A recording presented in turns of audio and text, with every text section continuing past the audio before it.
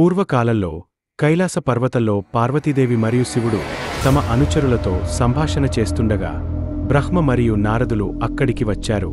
కలియుగంలో భక్తులకు తన దర్శనం ఎక్కడ లభిస్తుందో త్రిమూర్తులలో ఒకరిని అడగాలని నారదుడు సూచించగా విష్ణుమూర్తి తన అవతారాన్ని తిరుమల కొండలపై శ్రీనివాస రూపంలో ప్రదర్శిస్తానని చెప్పారు. శ్రీనివాసుడు తన భూలోక అవతారంలో కిరీటధారి యువరాజు రూపంలో తిరుమల కొండలపై స్థిరపడ్డారు. ఒకరోజు పద్మావతి అనే యువరాజ్ని భూదేవి అవతారం ను చూస్తారు.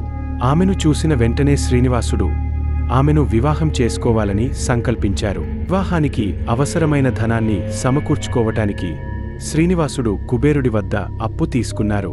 తిరుమలలోని ప్రతి భక్తుడి కర్పూర నైవేద్యం లేదా కానుక ద్వారా ఆ అప్పును తీరుస్తున్నారని నమ్మకం ఉంది.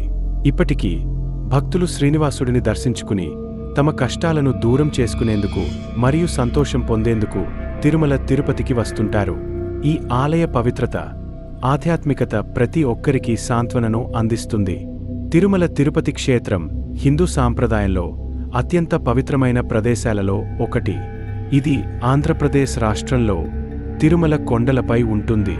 ఈ ఆలయం ప్రధానంగా శ్రీ వెంకటేశ్వర స్వామికి అంకితం చేయబడి ఆయనను కలియుగ ప్రత్యక్ష దైవంగా భావిస్తారు.